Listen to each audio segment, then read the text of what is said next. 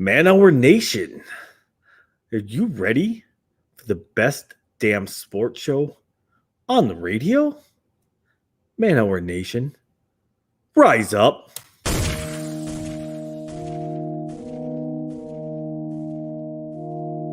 You don't want to be every time, no.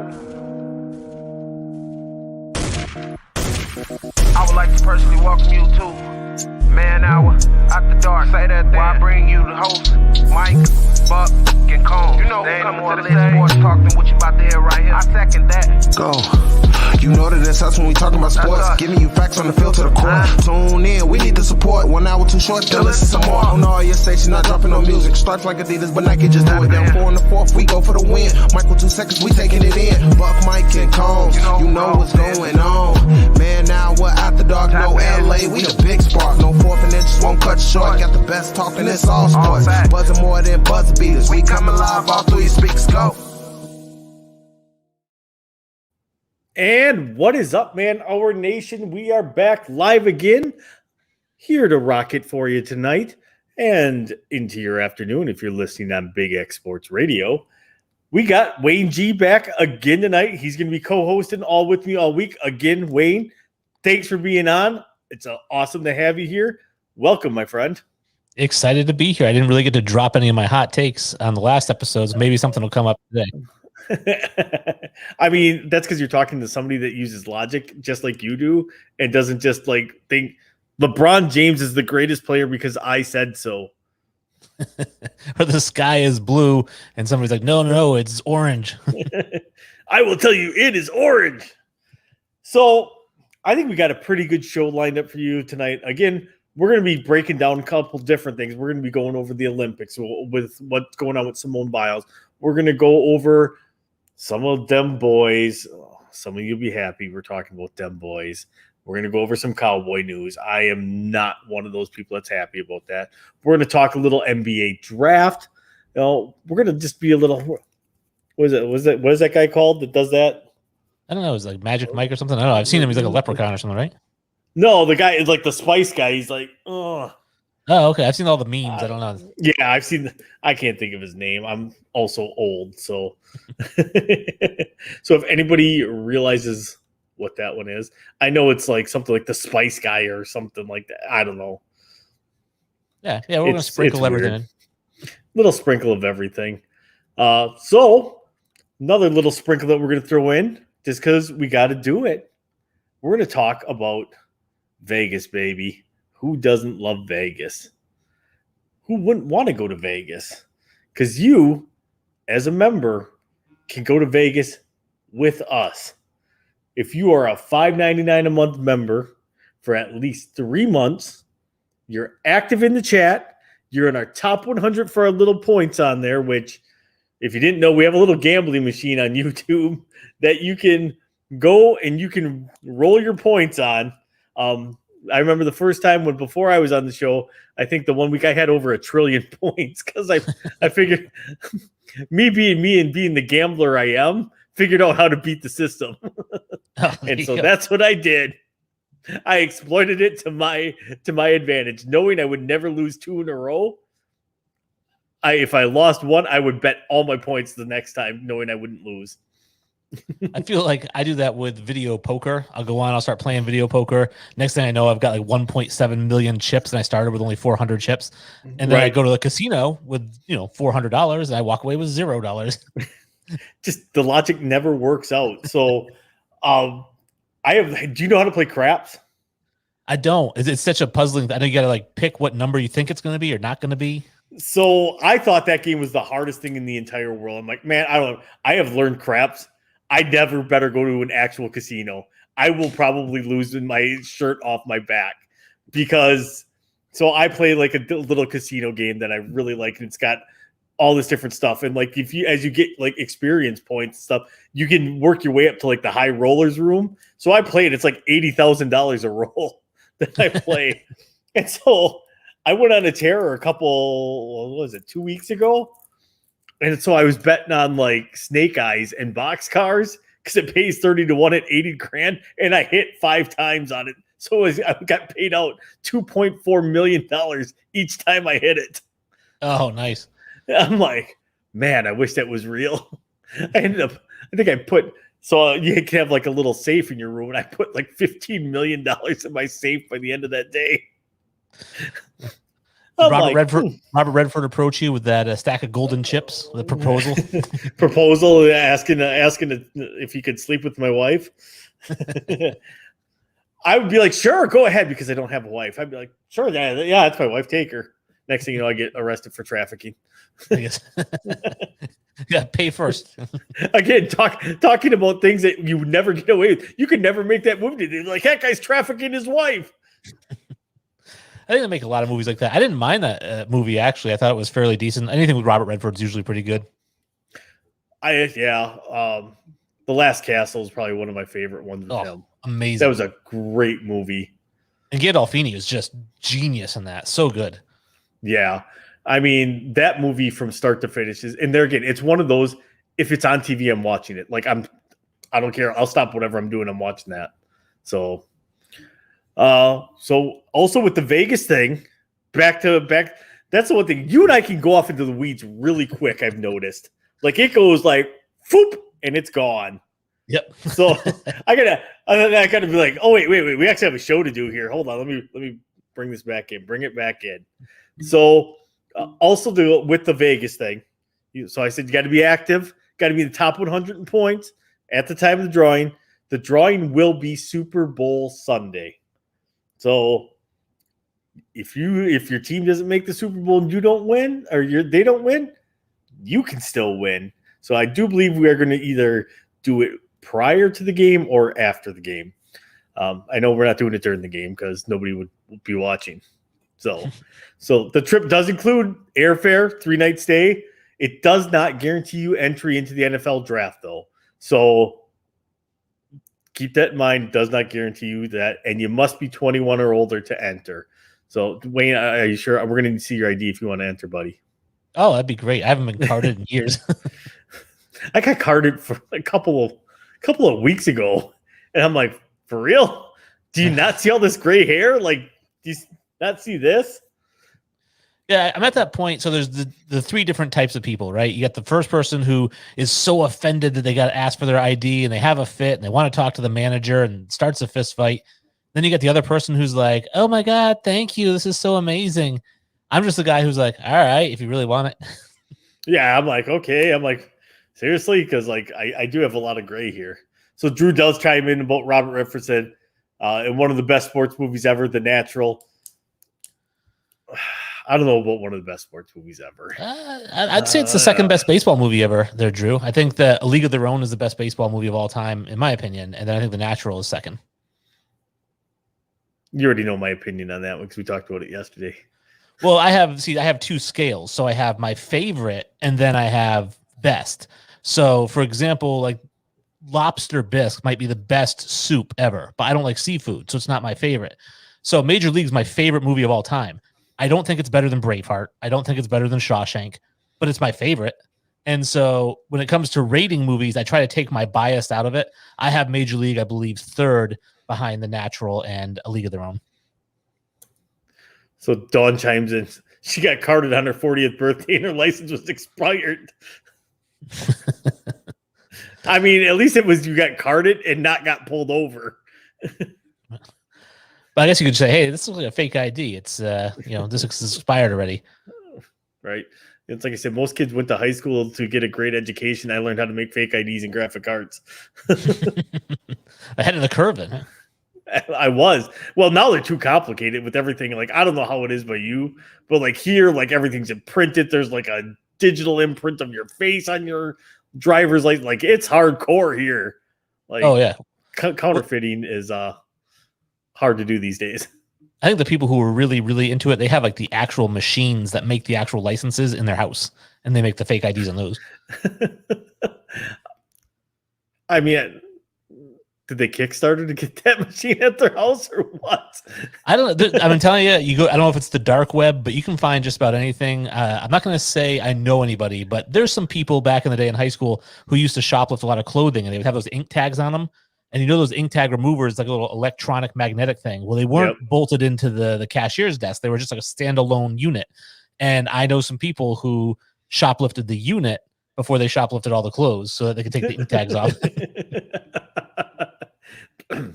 I get things that we used to be able to get away with that. Like a lot of times you can't get away with now. And you mentioned like the dark web. I'm like, I'd be that person who like Google how to get to the dark web because I have no clue. Well, that's why everybody's on the dark web buying machine guns and like, you know, underage prostitutes. I'd be like, I'm looking for a My Pet Monster mint condition. Yeah, I'm like, I don't even know what I do. Like, I'd be like the episode of Family Guy, if you watch it, where it was a Family Guy that they went into the dark web. Oh, that sounds like something they would tackle. Yeah, it was it was because like Stewie bought like a Ukrainian bride and like a panda bear and some uranium. Oh, that's what it was. He was trying to do his time machine, so he needed the uranium. So he went to the dark web for depleted uranium, and it was like instead of like Mark Zuckerberg, it was like dark, I don't know, Zuckerberg or something like that instead. And he's like, "Welcome to the dark web," and it was all set up like a Google headquarters. That is awesome. I'll have to check that out. Drew says dark web is called Craigslist. I know that's only if you want to get mugged or shot, I think, or whatever you're trying to sell and get stolen. I don't know. Maybe that could be Facebook Marketplace too, but I've had pretty good luck on Craigslist in the Facebook Marketplace, actually. It's weird when you tell people where you live. Like I sold some golf clubs and they're like, what's the address? And I thought, oh, can I just meet you at the park and ride or something? Right. Yeah, I've never done it. I'm going to venture in. So I got a PlayStation 5. So I have a PlayStation 4 Pro I'm going to get rid of. And I have a ton of Blu-rays and a ton of games. So I got the digital only version of the PS5. So I have no need for any of the Blu-rays or any of the games. So I'm going to just sell everything.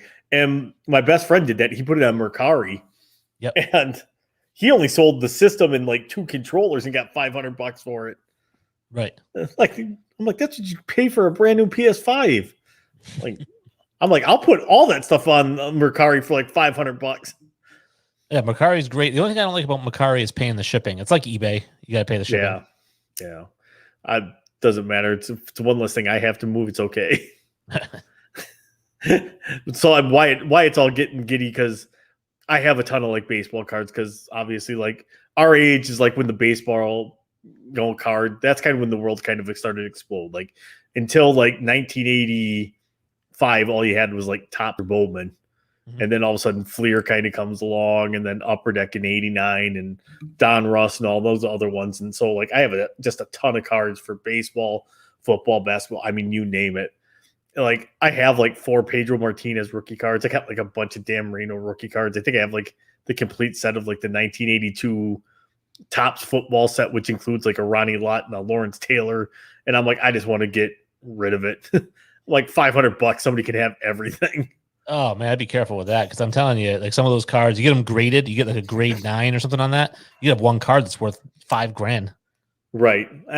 But there again, I've been moving them around with me for the last 20 years. I'm tired of it.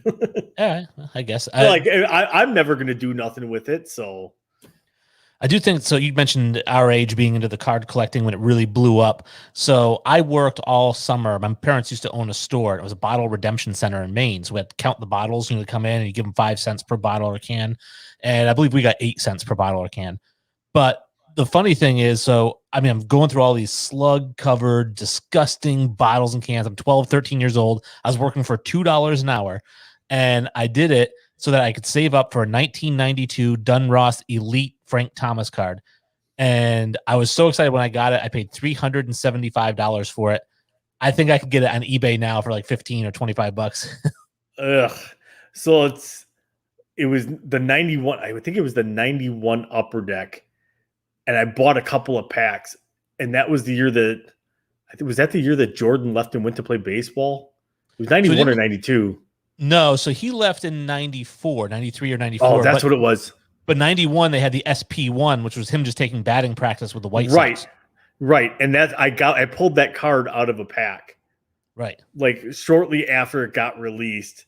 And like my best friend, the one that works for Heritage Auctions now, was like, I want that card. What do you want for it? And I think I gave it to him because he's my friend. I gave it to him for like next to nothing, not knowing what it was probably going to be worth. Like nowadays, I'd be like, you're a moron. Yeah, I traded a Larry Bird rookie card for like a whole stack of cards because my thought was, all right, if I get 100 cards for one, then that's good value.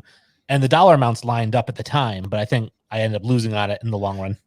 I'm gonna go out on the limb and say he probably lost on that one. That's like the what was it, 1990 Pro Set Football, and it was like the Santa Claus card was worth like $30 or whatever if you got it because it was so rare at that point. I still remember the Shaquille O'Neal rookie card, 1993 Upper Deck. It was Series 1. You got the redemption card, which was just like a picture. It said draft pick on it, and it looked like Shaquille's silhouette, but they didn't have his name on it. And you had to send that card in. They would send it back to you stamped with a hole punched in it, and they'd send you the redeemed Shaquille O'Neal rookie. And so there were only so many of those. I had both the redemption card, I had the rookie card Shaquille O'Neal that came in the mail, and then of course I had the Series 2 regular Shaquille O'Neal rookie card. But all that stuff again, you just in all these moves, and they lose them in storage, and then they get peed on by squirrels or something. All right. Well, it's already that time. Like that's the one thing. Like time goes by really fast, just because again, I think we relate really well. So it's already time for the first break. I'm kind of sad, but we will be back 2.5 minutes. So don't go anywhere. Get ready. We're gonna have a little bit more fun. Be back 2.5 minutes.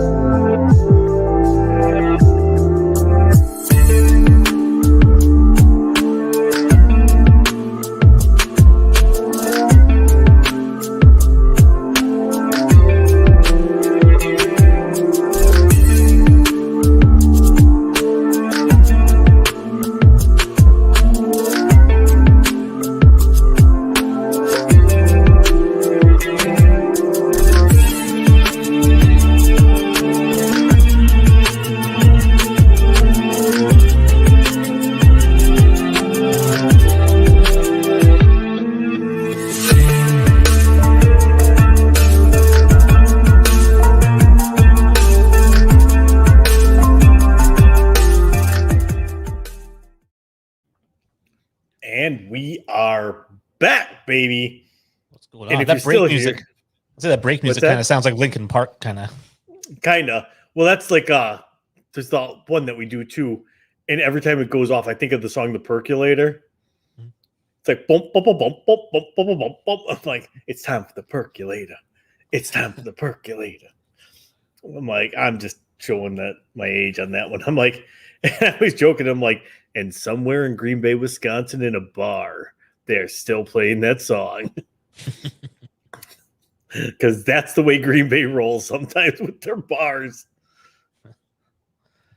Yeah, I remember action-packed cards.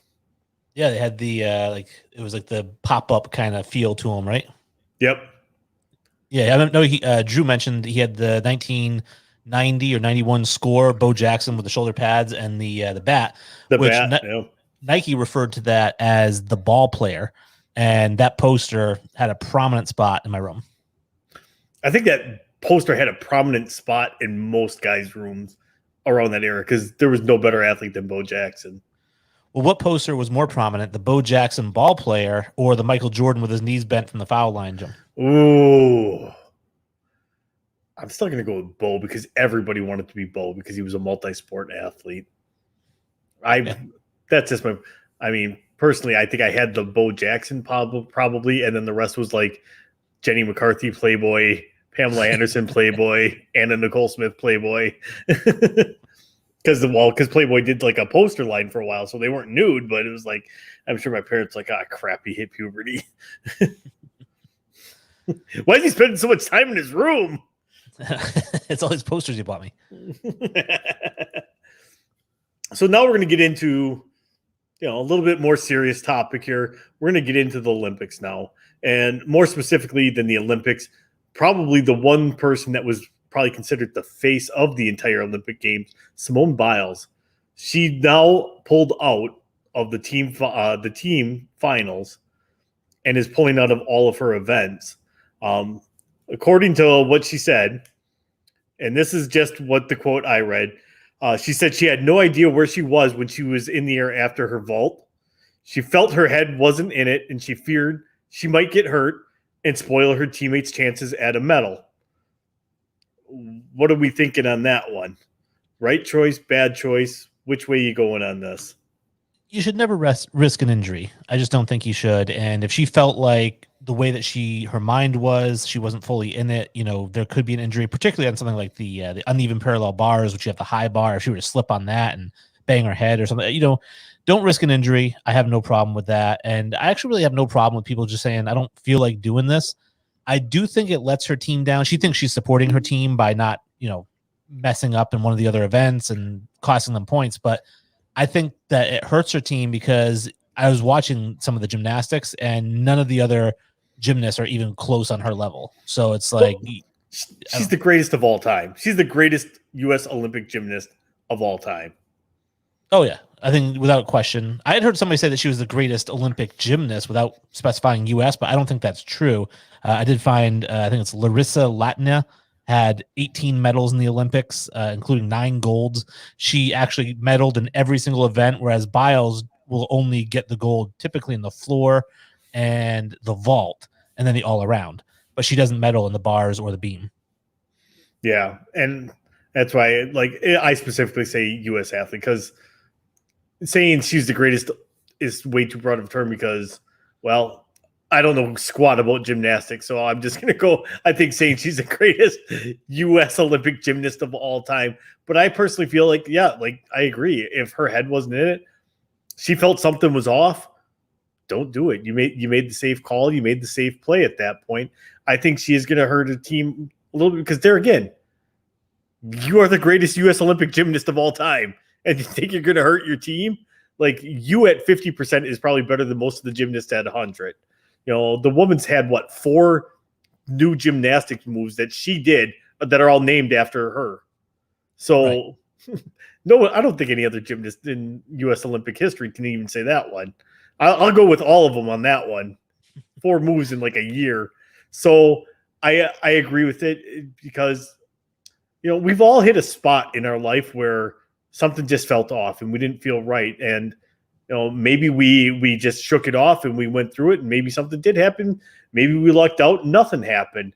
However, I always think hindsight's 20/20 because I look at a lot of the things in my life that I did that I'm like, man, I should not proceed with this. And then when I was done with it, I really said, I really shouldn't have done that.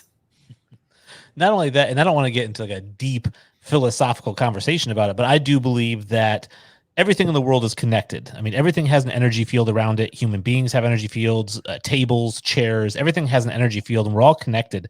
And that's why you'll get those feelings, I feel like, from time to time where, you're supposed to go down to the McDonald's and meet your friend.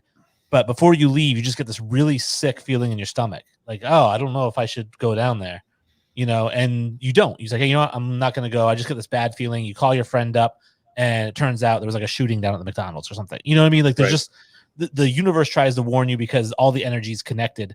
And if she's in that situation where she's like, listen, I just feel like if I try to do another event, I could end up, breaking a leg, breaking my neck. I'm just going to hold out. Then, that's the smart move. Yeah, I agree 110%. Like, and no matter what, you're going to have the people come say, like, she's letting everybody down. This is her fault, blah, blah, blah, because she kind of is. She was the one person, like, for this Olympics, like, she was the face. She was the one that everybody wanted to see. So, and for sure, she was the U.S.'s face of their team this year, where, like, used to be Michael Phelps. As soon as he was kind of done. Now Simone Biles kind of took that mantle up.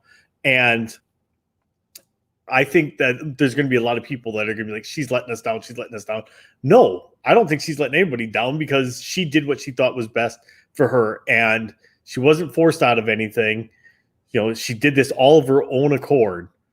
And I think that's just being smart with your body at that point. And I don't fault her at all. And I'm just waiting. I'm waiting for these trolls to come out and just start trying to railroad her for pulling out and be like, oh, mental health, because there's still people that are like, mental health isn't a real thing.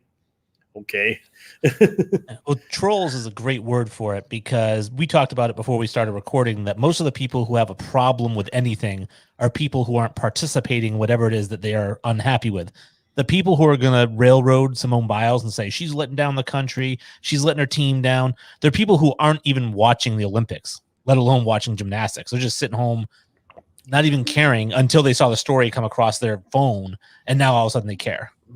Right, and that's probably all they read is Simone Biles pulls out of team finals, and that's probably all they read of it.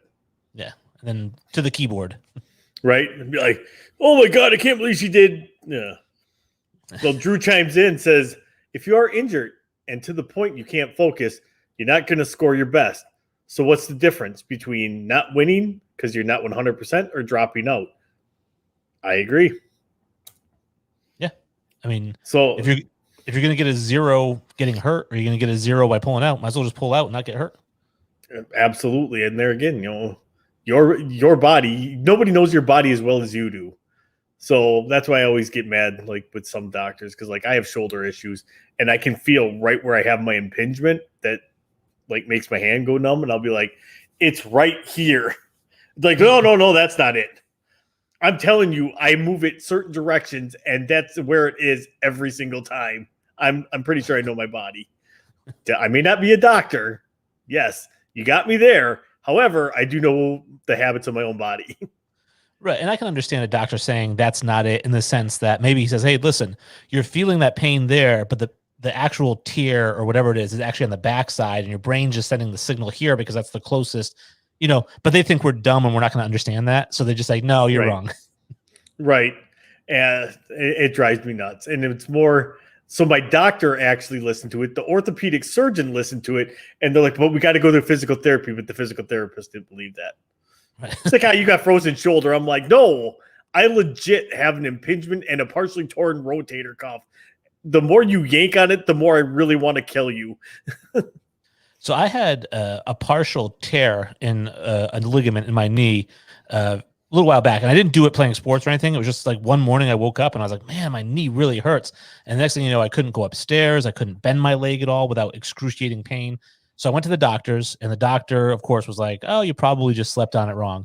So now a few more days go by. I go to see a different doctor. He's like, oh, maybe there's something wrong. I'm going to make an appointment with the orthopedic guy. Another week goes by. I'm dealing with this pain the entire time that I'm waiting to see people. They take x-rays, and one guy's like, oh, it looks like it's a bone spur. So I bring the x-ray to the orthopedics. I'm like, so he says it's a bone spur. And they look at the x-ray and they go, oh, no, that's not a bone spur. And so they do their own MRI of it. And it turns out I had partially torn ligaments in there. But then in the meantime, they were sending me to physical therapy. Like, yeah, the physical therapist will help you get better with that. And it did. I'll be honest with you. It did work. But I was really frustrated that I couldn't get any answers. And everyone was just trying to guess what it was instead of actually figuring out what it was. Well, yeah, because they tried to do like a cortisone shot. Because actually, both my rotator cuffs are torn, so they tried to do a cortisone shot, and it literally did absolutely nothing to me. And they're like, "Well, you're in the small percentage that it doesn't help." Because apparently, almost everybody else that I've known has all said, "Yeah, it does wonders." And I'm like, it did absolutely nothing. We have a buck sighting. I mean, we have man-hour clips. Man-hour clips, nice.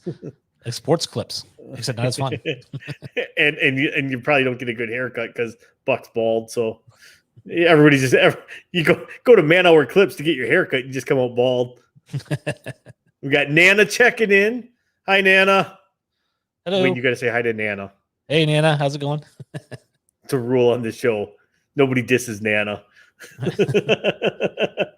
Which is actually, that's why it's grandmother. Oh, okay. Now, are you one of those guys who always called like his friends' parents mom and dad? Kind of, because I was always really close. Like, I grew up in a neighborhood. There were 7 of us boys that were all within a year of each other, and we were all super close. So like everybody called everybody's mom and dad. Oh, okay. So one of those dynamics. So I know not a lot of people do it. I mean, the older we got, you didn't call them mom and dad. Like when we were kids, we did. But like by the time we were teenagers, you like, it was, Mrs. or Mr. And then by the time we were 18, we were calling them by their first name. Oh, nice. I never actually grew out of that. I'm still Mr. and Mrs. stage with all my friends. I'm at because I'm super old and super proper now. I'm like, ma'am and sir. even people that I know, I'll still like, if I saw you like somewhere, I'd walk and be like, hey, how's it going, sir? Like, that's just the way I do things now. All right. All right. We are ready for break number 2. And when we come back, I hope Buck's still not in the chat then. I'm just kidding. Oh, wait. Nana pops in. Hi, Wayne. Oh, thanks, Torry. Wayne, you can call me Nana too. Excellent. So Thanks, Nana. You got a new Nana now, Wayne. All right. Buck chimes and says, my boys need a Nana. You're hired. No, they need a nanny. A nanny. Nana says, stop saying you're old. It makes me really old. All right. We will be back after this short little message.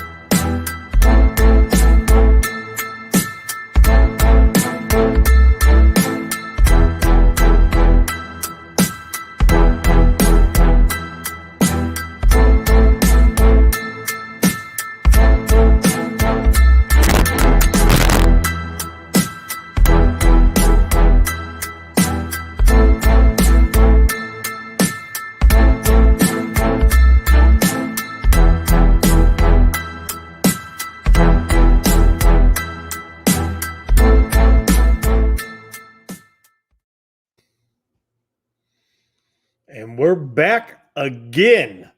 So just before we get started, there's a little bit of breaking news here that Green Bay has cut its quarterback. It was Blake Bortles, not the quarterback that everybody thought was going to cut, but well, we didn't. So they weren't going to cut Aaron Rodgers or Jordan Love. No, but the fact that was it Ben Kurt is still on the roster and Blake Bortles got cut is pretty funny. Maybe he wouldn't get the vaccine. Could be. I mean, well, I think Wisconsin, we're actually pretty good. I think we're at like 65% fully vaccinated. We were in the top 10 in the country for vaccinations, but it's like plateaued. Like we were at 50% like right away. It took like another 2 months to get to 65. Well, I know he's from Florida, so maybe he's a little bit different ideology. He could. Well, then it's only 88 degrees. It's probably too cold for him. And although there was actually a little bit of breaking news about 11 minutes ago, Xavier Howard formally requested his trade on Instagram. Oh, big move, I guess. I mean, like there again, worst kept secret ever that he was going to request a trade and then he wasn't happy with his contract. I just don't understand why do it publicly. I mean, you can do it behind closed doors with the GM and it never has to get out. You're hurting your team's leverage when they try to trade you. Right. I've never gotten that, like, I've given all my life to this franchise. I've given them all I've had. I've tried to work with them on a new contract. I know I have 4 years and $85 million left on this contract, but I was looking for an extension of like up to 7 years, and I wanted $150 million on my contract. Like, you make yourself look worse by like announcing like stuff like that. Like, especially coming out of the pandemic where millions of people were out of work. It literally takes away the leverage of any support that you might get on your side because people are like, screw you. Right. Definitely no fan support on that one. No. Speaking of screwing you, Deshaun Watson is not now got what? I think it's 10. It was what, 20 some women, but now it's down to like the 10, and they're all criminal complaints now, which they weren't before. They are, and I don't like to victim blame, and I definitely try to be careful and tread lightly with that kind of thing. But I do think that some of, maybe even all of these reports were filed as leverage in the civil suit. I agree, and I do not like Jackass Easterby. Is it Easterby Lee or B? I think it's Easterby. Yeah. That guy, something is up. Do not like it. I think when it blows off the lid, my conspiracy theory is correct that Jack Easterby set this whole thing up. Well, I think he's next door neighbors with the lawyer, right? I think so. Like, everything just stinks to high heaven with that guy around. But, for an organization that said, we're not trading Deshaun, we want him, he's our guy.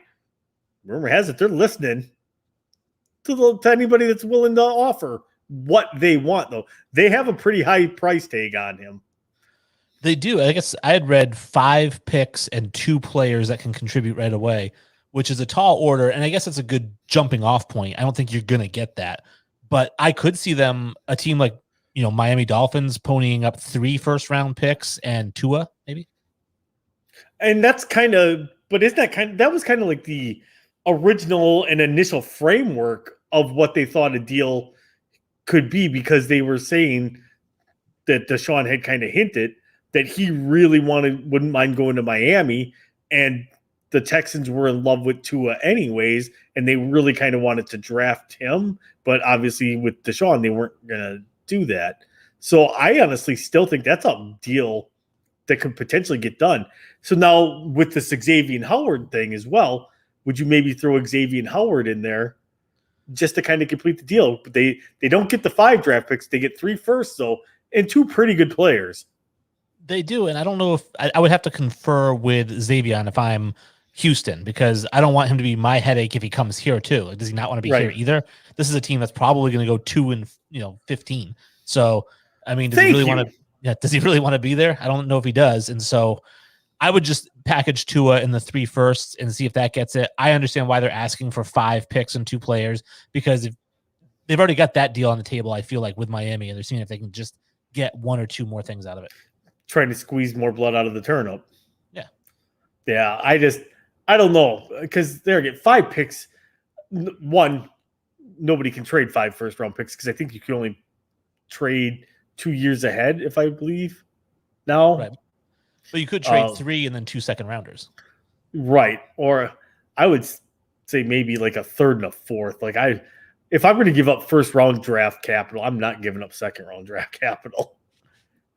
And that's why I always love, like, when the NFL draft rolls around, they're like, well, if you score it versus the draft pick, I'm like, what do you mean score it for value? Like, I never get like how the value versus the pick works. Like, oh, I understand. There's like a whole chart that assigns a value to the pick, right? Like if it's a number 1 overall pick, it's worth like 1,800 points. But if it's like the 12th overall pick, it's only worth 900 points or something like that. Yeah. And that's the chart that they all use to determine whether or not they want to move whatever for it. And even though Buck can't be with us live, he chimes in that the Texans are an 8-9 Okay, I don't know about that. I literally picked them to go 2-15 as well, and I think Buck had them winning like 7 or 8 games. I think Brandon hit them winning like 5 or 6. I'm like, where do you see this? I'm like, if Deshaun Watson's not there, they are not going to win that many games. Hell, with Deshaun there, they may not win that many games. I mean, they won 4 games with Deshaun Watson last year. Yeah, that's the only thing, is I think that if Deshaun Watson is there, maybe they go 8-9. I can see that. I mean, the guy threw for almost 5,000 yards last year. He had a career year. He's a top 5 quarterback in the entire league. So I could sit with 8-9. But if you're going to make a trade and you're shipping your top 5 quarterback out, there's no way they go 8-9. It's going to be 2 or 3 wins. No, because at that point, do you start Tyrod Taylor this year and then let Davis Mills sit? Or, they already ruined one quarterback in David Carr's career. Do they ruin Davis Mills? Well, I don't think Davis Mills is their quarterback of the future, so I don't think that they would care about ruining his career. The question, though, is if they are going to trade for picks and one of those players they get back is a quarterback like Tua, I mean, he's got to start, and you've got to try to develop him as best you can. If you're not getting back a quarterback, I would start whoever the worst of the 2 quarterbacks you have is. So would you start the rookie then? Because Tyrod Taylor is just basically like Ryan Fitzpatrick. He can come in and start. He's never going to be a superstar, but he can come and start and win you some games. Yeah, not that they would ever do this, but I would probably start Tyrod Taylor at first. And if you start off 2-1, then maybe he has an injury and he can't play the next couple games. Like a punctured lung from a team doctor. Yeah, that situation was completely baffling as well. And now Buck says that without Watson, they're a 10-win team. Buck, are you sure there's not like black mold or something in that hotel you're in? Because you're talking crazy. Drew chimed in and said, I think the Texans ownership basically decided to say, if you won't play for us, you won't play for anyone. I smelled conspiracy from day one. I don't know about that. I think if he can get everything cleared, and that's really going to be when we talk about conspiracies, if they don't want him to play, and if they're behind all of these allegations, particularly the criminal allegations, could we see him put on the player exempt list this year? So he's still going to get paid, but he's just not going to play this year. Right. And it's almost the same thing as like they thought Rodgers might do with the COVID protocol. Like, oh, you can opt out this year and get your full salary. Like they were saying that, but you had to have done that by July 1st. So can they still exempt out for the year now? I think that, because it's a league mandate, so the league can do it whenever they want. I think they did it with Adrian Peterson after he beat a 2-year-old bloody, 2 or 3 games into the season. So, by the way, I hate Adrian Peterson. So if anybody who likes Adrian Peterson out there, I'm sorry. He's a bag of crap. I'm a Packer fan, so you can guess my feelings on Adrian Peterson. I got tired of that guy running us over year after year after year. Well, he's a great player. I mean, and I hate saying Absolutely. that. That's how much I hate him, is because I hate him. And this sounds horrible, and I've said it to people out loud, so I might as well say it to all the airwaves, which is I don't wish ill will on a lot of people, but I do wish to wake up one morning and see that Adrian Peterson died in a car accident. I really do. Anybody who beats a 2-year-old with a switch until they're bleeding from the waist down does not deserve to live. And we are now officially canceled because she just wished somebody would be dead. And Buck, you're going to have to edit that out. Oh, poor Buck. The editing that he's got to do for us. And I feel bad. He asked me to do some stuff for him last night. And much like him, I'm exhausted by the time we get done with the show. And I just fell asleep, and I apologize, Buck. But yeah, I guess back to, trading Deshaun Watson. My question, I guess, so if not the Dolphins, I had said maybe the 49ers, but they just drafted Trey Lance. And they don't really have anything else to trade because they traded all their picks to the Dolphins to get Trey Lance. So then who else is in there? The Bears, could trade Justin Fields, Khalil Mack, a couple first-round picks maybe. I don't really know. The Jets, could trade Zach Wilson and some picks. You're overlooking the obvious one. Who's that? The Raiders. They could could offload David Carr. Or not David Carr, Derek Carr. So the Texans can ruin another Carr's career. And there again, they get a quarterback, they get some picks. The thing is if you don't think they would do it, but that is a complete Gruden Mayock move. Complete Mayock move. I guess, but they gave a new contract to Mariota to be the backup for Carr. Carr's still got the big contract. And here's the thing. I think Derek Carr is actually the most underrated quarterback in the NFL. The guy, I agree. All he does every year is complete 70% of his passes for 4,000 yards. So I don't get where a lot of the hate comes from. I think because he hasn't won them a Super Bowl yet. I don't know. He's not a bad quarterback. He's a really good quarterback. And I don't ever get okay, this can be, and you guys can go ahead and make fun of me in the chat for this. It's like Nickelback. I don't know why people hate on Nickelback and they're like, oh, Nickelback, I'm I actually kind of like a lot of their songs, but everybody hates them, and I'm not going to hate something just because everybody else does. I think it has to do with the fact that he's not exciting. He doesn't have an electric arm. So Derek Carr is a dink and dunk passer. He's a great game manager. Like I said, he completes a high percentage of his passes. He'd be fantastic in New England because they throw a lot of those short passes, or any team that does that sort of offense. But he's not going to electrify you like Josh Allen throwing a 50-yard dart down the field. That's just not what he does. Right. But now you'd mentioned the Mariota thing. They actually made him take a pay cut, though, in order to stay there. Because he was due $8 or $9 million this year, or maybe it was 10, and he's down to a $3.5 million contract. They gave him the option of get cut or take a pay cut, and he actually took the pay cut. I think he believes he's going to play at some point because Mike Mayock loves Marcus Mariota more than most people love anything. He was the guy that I would take him over Jameis Winston in the draft. He would be the number one pick. So Mayock is absolutely in love with him. And I think when Mayock brought him in, he thought that he would eventually take over for Carr last year. But again, last year, Carr completed 71% of his passes. You can't pull a guy when he's not throwing incompletes. Right. And with not that great of a receiving core, you had, they have Ruggs, right? No, they have Judy. Yeah. They have Judy. Judy's in Denver. They have Ruggs. Or Ruggs, yeah. So you got Ruggs. I mean, your other receiver was Tyrell Williams, who is he really a number 2 receiver? I mean, he's number 1 right now in Detroit. And then you have, Hunter Renfrow, who actually I think is actually going to have a good year this year. He was kind of up and coming last year. It's not like he had superstar people to throw to, and he still put up good numbers. Well, and they had Nelson Aguilar there. He had a pretty decent year. And I think they had the rookie out of South Carolina that they drafted last year. I can't remember his name. Yes, you are correct. I can't think of his name either. Yeah, it was a Brandon Marshall, but it's not that. No, it's not. Can't even think now. All right, we do got to get to our next break. So we will back in 2 minutes after this break.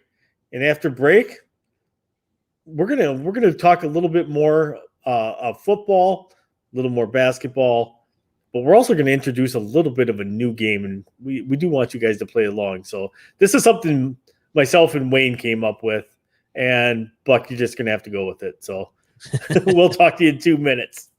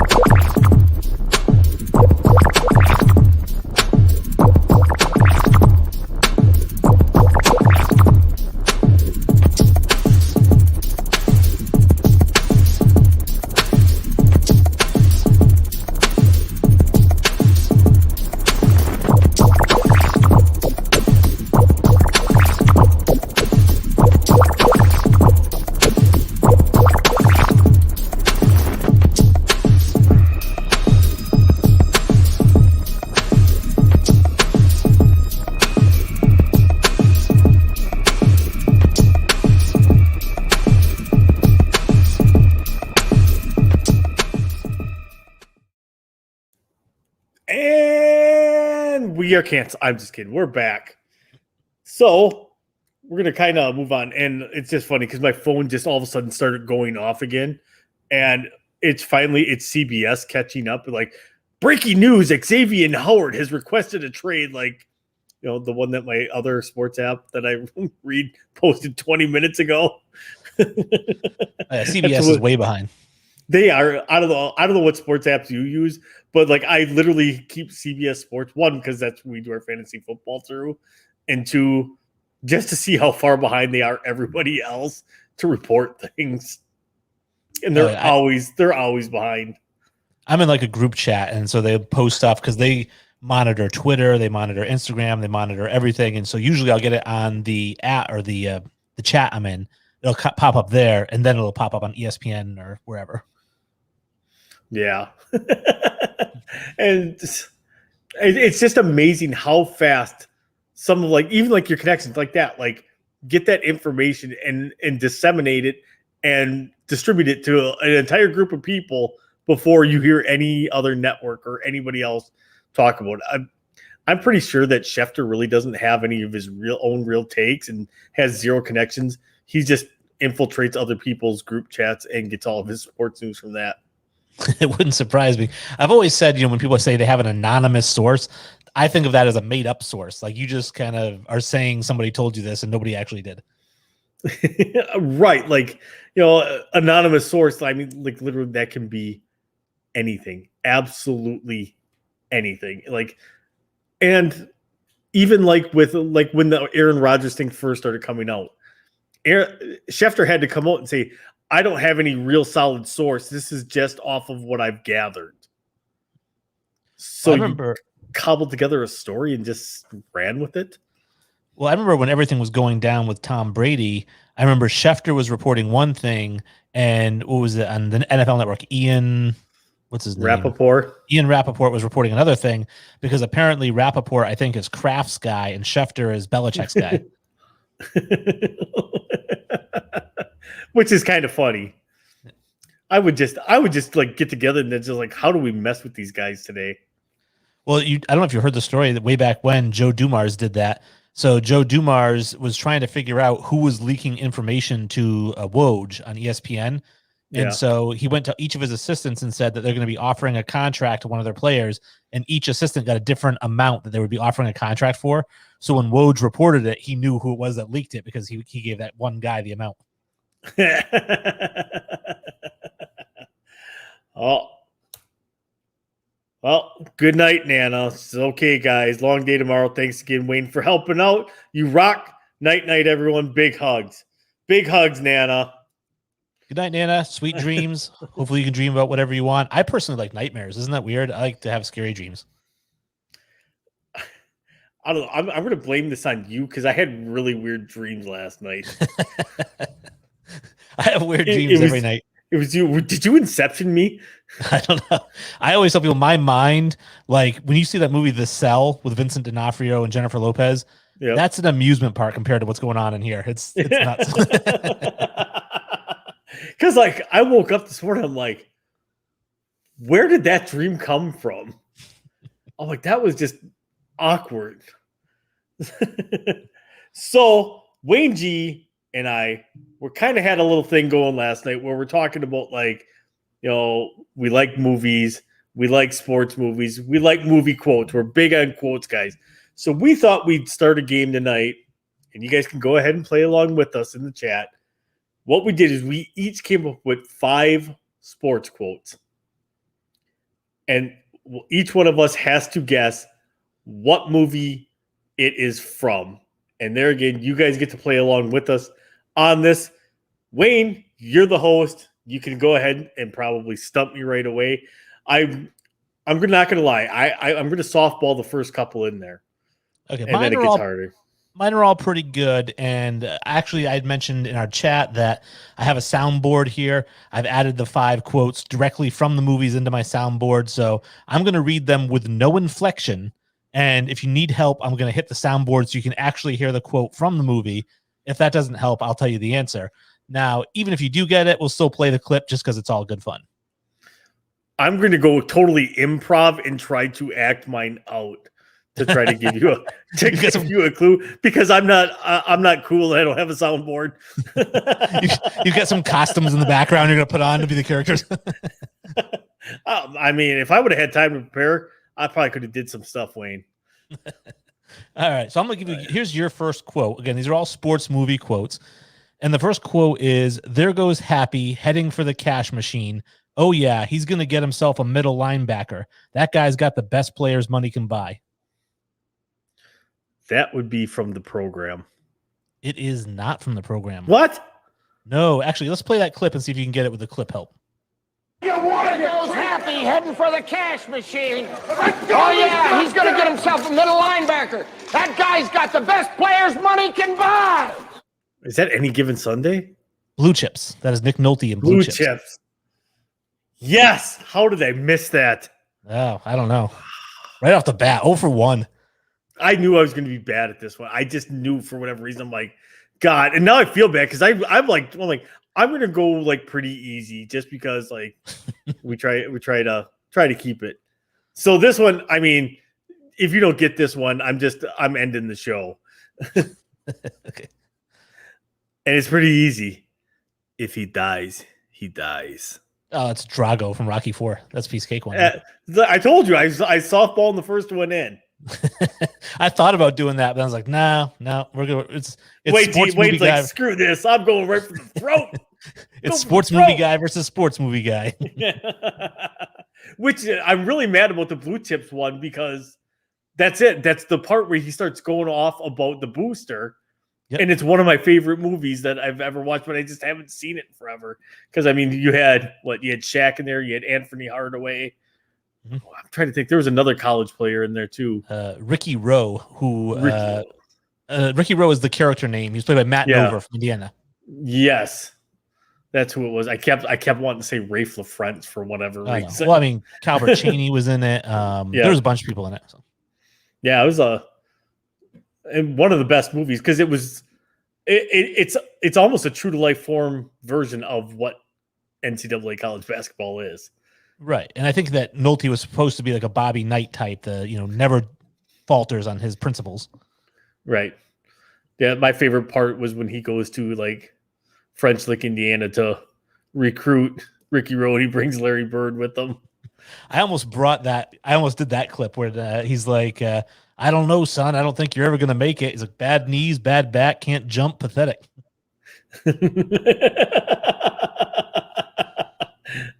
Classic line from Nolte to Bird in that one. All right. So your next one here is, again, it's going to be a tough one if you don't really know the movies, but I'll give it to you anyways.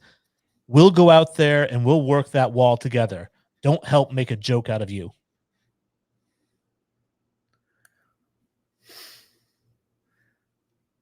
Read it. I'm going to need the soundboard on that one. All right. Here's the I'm soundboard. At a loss. Soundboard. The quote again is, "We'll go out there and we'll work that wall together. Don't help make a joke out of you." We'll go out there and work the wall together. Don't help make a joke out of you.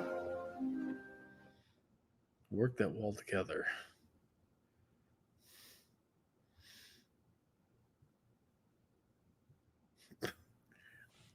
A complete stab in the dark here.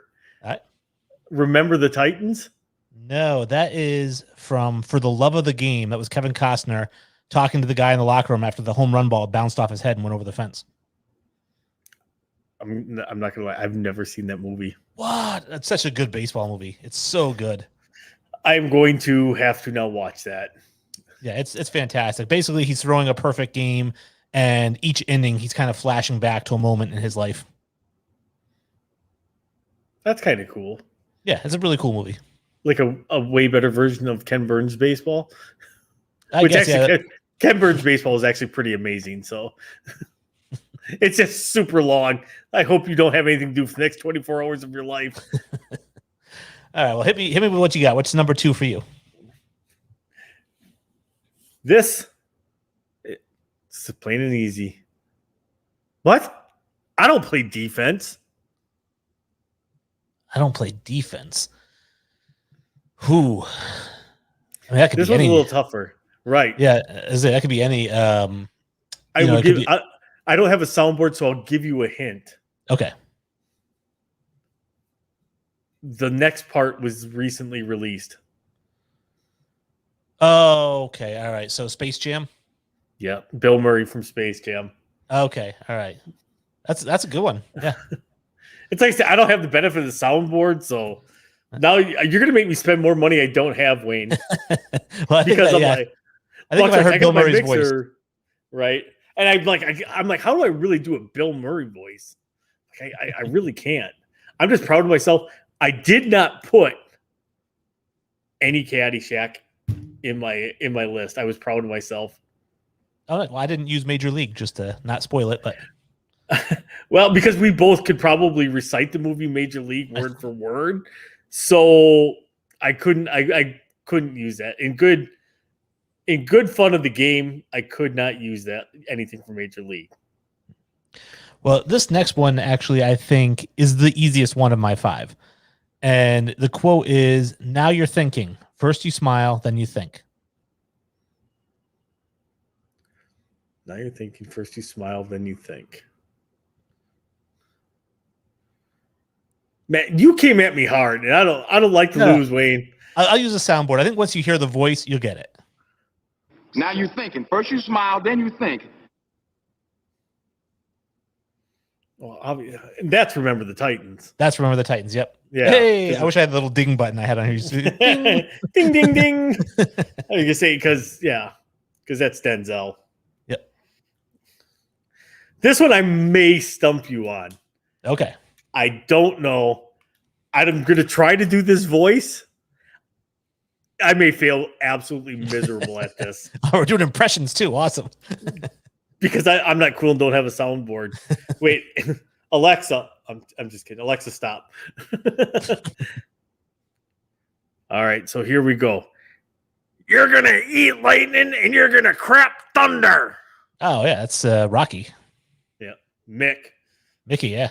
Mickey's the I best. just couldn't get I just can't get as gravelly as he could. I think one of my favorites was when he wanted him to chase the chicken, remember? And he's like, I don't know, Mick. I don't think it's very mature. He goes, yeah, well, neither are you very mature. I love Mick. He was the best. Didn't pull any punches.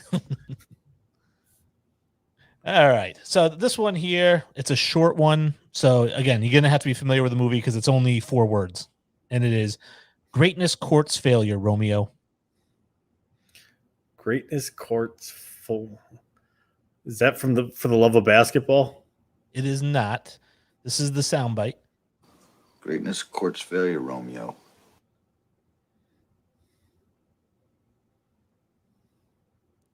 If I give you a hint, this is our second Kevin Costner quote. Bull Durham. Oh, Tin Cup. I'm like, okay, you didn't narrow it down very much. Like another kind. I'm like, okay, we got Tin Cup. We've got. Yeah, he's been in like a million sports Dream. movies. It's like, well, I'll give you a hint. It was Harrison Ford in an action movie.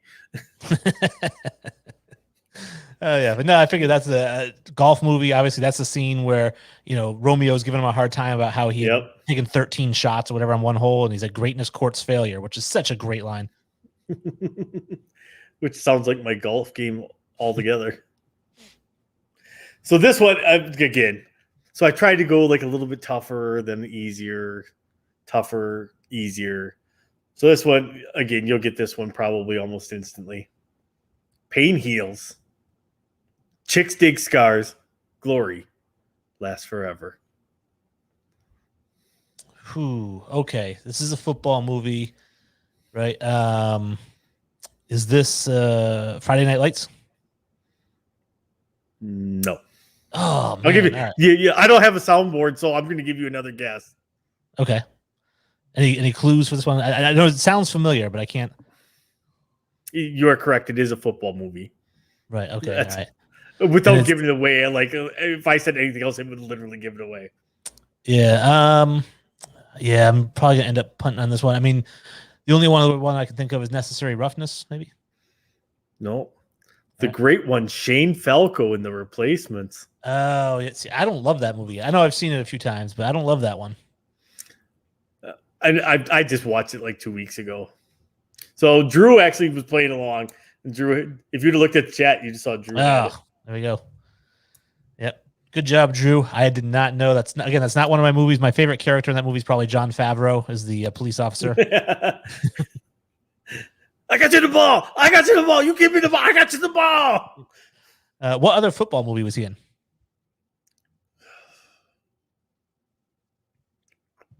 Rudy. Yep. Yeah, he was a roommate. Bebop. Yep. All right. So my last one. This is my favorite of the 5. And this one, the quote is, "It's 4-4. A ball game can't end in a goddarn tie."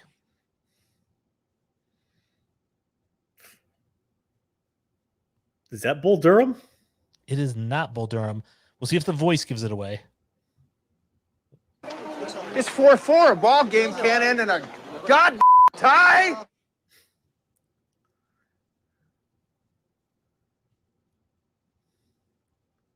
It sounded like Costner again. That's Tom Selleck. Mr. Baseball? Mr. Baseball, yeah. When the no As game soon can as continue. Yeah. As soon as you said Selleck, I'm like, that's Mr. Baseball. Yeah. Which was, by the way, you mentioned the Michael Jordan 1991 Upper Deck SP1, 1993 Upper Deck SP2 was Tom Selleck and Frank Thomas, Mr. Baseball. Really? Did not know that one. Because Frank Thomas was the guy that takes his job on the Yankees. Oh, that's right. He's like, he's a doggone rookie, for God's sakes. We can be impressed with a 500-foot home run? Yeah. I remember going to the theaters to see that movie. Yep. At that time, Frank Thomas was my favorite player, so I had to see it. Frank the Tank was pretty good. So now you take Nugenics instead? Hey, well, it works for him. All right, my last one. I don't think you're getting this one. Okay. Always practice. I'll start over here. Hold on. Okay. Always protect the McNuggets.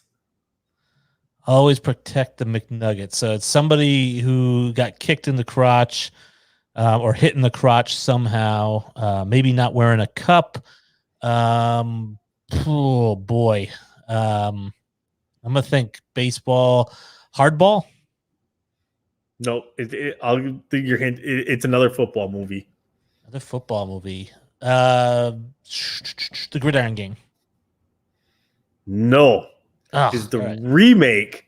It is Cheeseburger Eddie as the referee in the remake of The Longest Yard. Ugh, all right. See, some of these movies, I don't know.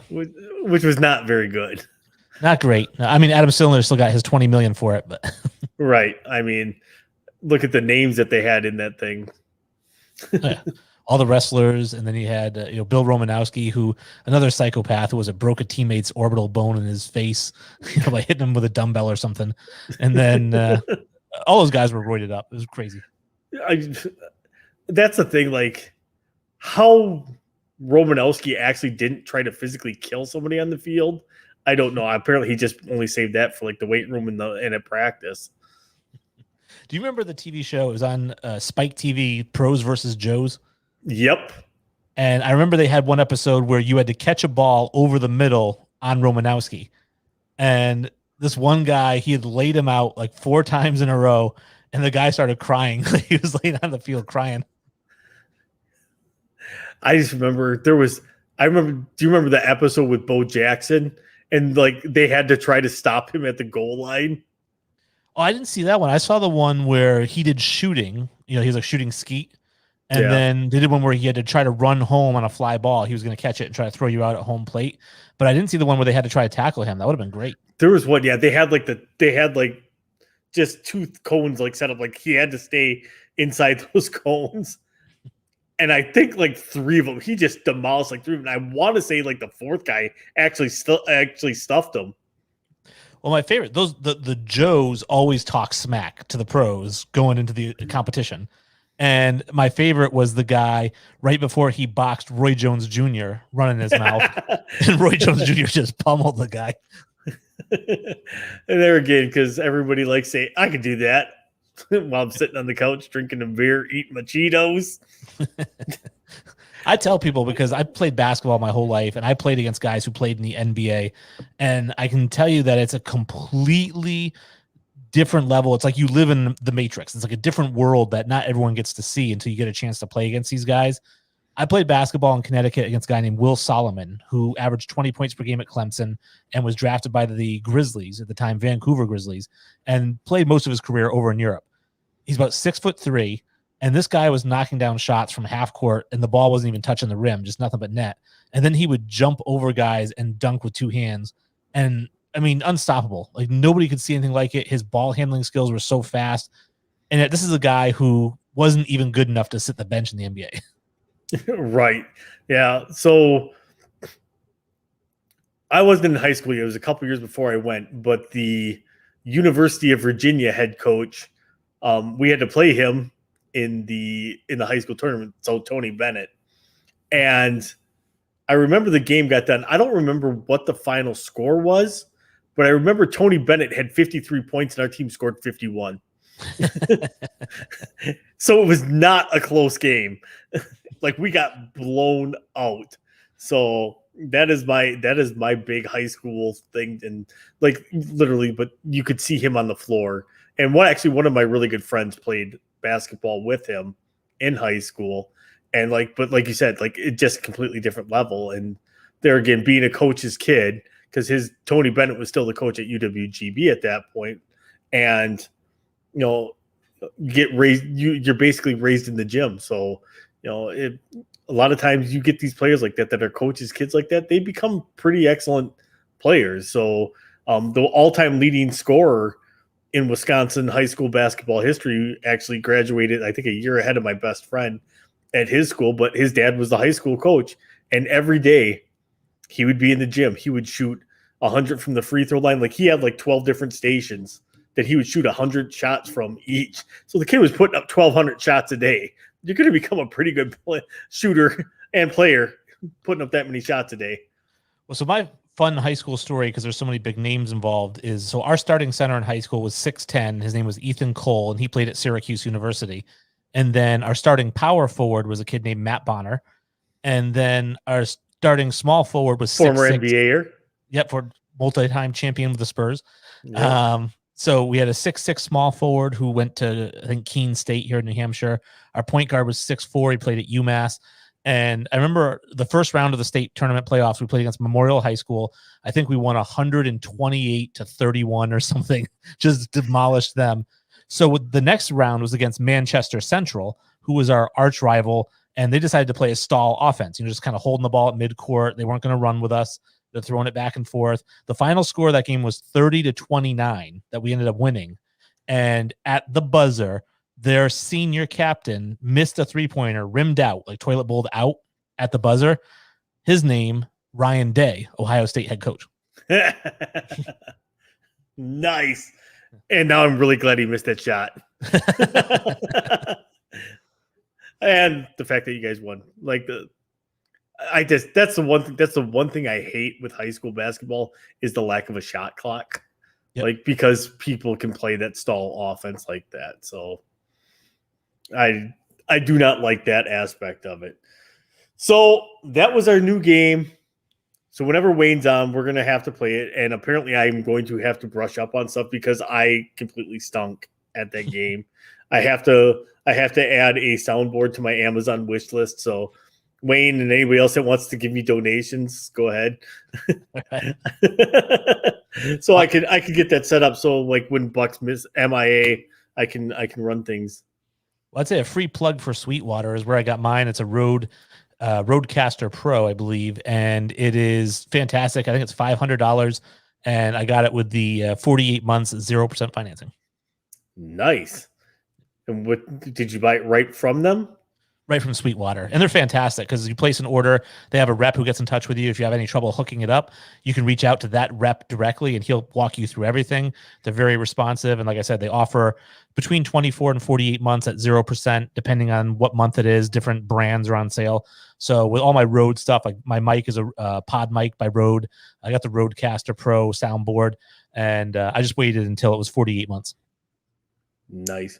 As you can see, I don't have anything. Look how blank my walls are right now, except for my lone painting that's left on the wall. All right. So with that, we will be back in 2 minutes. Enjoy your little bit of time that you get with the Buckman.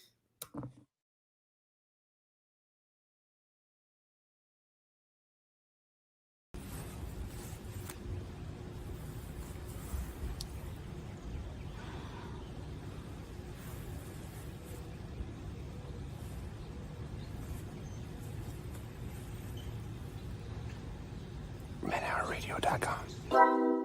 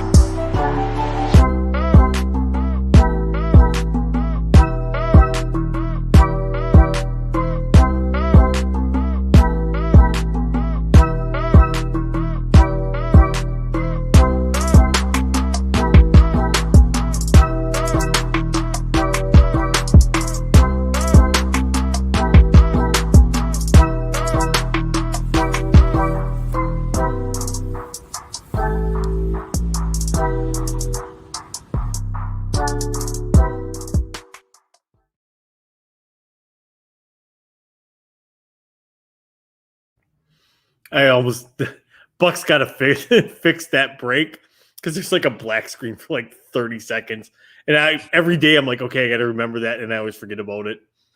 I do that all the time with my other podcast. I do a movie podcast as well, and we don't have an outro sound.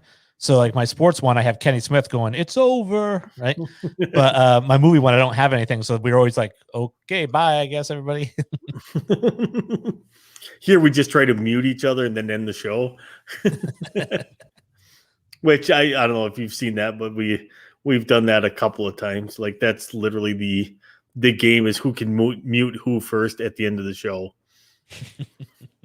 Which fun. Again, I've got the psychological advantage on that one because the other players in the game do it at a certain time, and I've got them timed out. It's like the movie Quick and the Dead. You're just waiting for that clock to tick over. You hear that one little click before it hits 12. Yep. It's all I do now. Like, it's over. This is my game now. So we were going to get to it last night. We didn't really get to it. Now, I announced that we would do it early in the show. Let's, let's talk about the Cowboys time. Not that anybody here really cares about the Cowboys. However, it is a good story. So you got Dak back this year. He's in training camp. He's looking really, really, really good. Is Dak Prescott a top 5 quarterback this year? My answer is no, because I just think that there's too many good quarterbacks out there. And it's nothing against Dak. I love Dak. I'm glad he's back. Obviously, he was putting up video game numbers last season before he got hurt. A lot of that because his defense was giving up 50 points. So he had to score 50 points to try to keep up with them. But just right off the top, right, you've got Rodgers, Mahomes, Wilson. Bam, top 3, locked in stone. There's no debate on those 3. So it's really the 2 guys below them. Josh Allen was amazing last year. He completed almost 70% of his passes. With his arm, if he's going to do that again this year, he's going to be in the top 5. Deshaun Watson led the league in passing yards. He's a top 5 quarterback. So there's 5 right off the bat. And then you're competing now with Lamar Jackson because he was a unanimous MVP 2 years ago. Does he return to that? Matt Stafford, what does he do with McVay and that offense in the Rams? Kyler Murray, right? I mean, does he take a step forward? And he's going to be ridiculous. And of course, Justin Herbert, what does he do in year 2? So I could see him as high as 6, as low as 11, but not in the top 5. Wow. You have Dak even ranked ahead of your guy? Oh, Matt Jones. Oh, yeah, of course. Rookie. No, I was talking about Brady, but. Oh, yeah. I mean, yeah, Brady should be in there too, I guess. I always think, you know what it is? And maybe I'm just, you can't fight Father Time. There's got to be a year where he doesn't throw for 4,500 yards and 40 touchdowns. It's got to happen, but it hasn't so far. It should have happened 4 years ago. Haven't we been saying that for 10 years now? We have. And so this year, I'm like, all right, this is the year that Brady falls off the cliff. That's starting to sound like Max Kellerman. And Buck is out. He's hitting the hay boys. 1 a.m. comes early and fast. Buck, I do not envy you at all, my friend, right now. 1 a.m. What kind of vacation is that? Well, he's far from it. So there was some changes at Buck's work, and his lead guy was let go. And guess who got that responsibility thrown on their shoulders? Oh, tons of fun. On top of waiting to move into a new house and living out of a hotel that apparently has a leak in it because the light fixture had water coming out of it last night, I believe, which is never a good sign. Oh man, staying in the Roach Motel and